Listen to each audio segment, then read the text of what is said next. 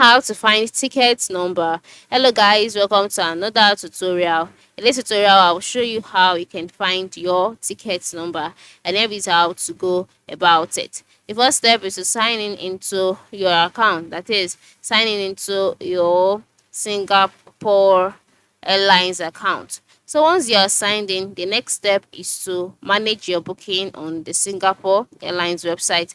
And how do you do that? Just log or just After logging into your Singapore account, move to the lowest part of the screen where you can see some tabs which include book trip, manage booking, check-in, flight status, and then flight schedule.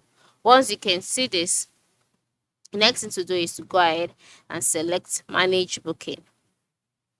So, after selecting manage booking, you'll be taken to the manage bookings page. On this page, you can see some options which include enter your booking details to manage your itinerary, then booking reference. So since you are looking for your ticket number, just go ahead and click on booking reference and then enter in your 6 character booking reference in here.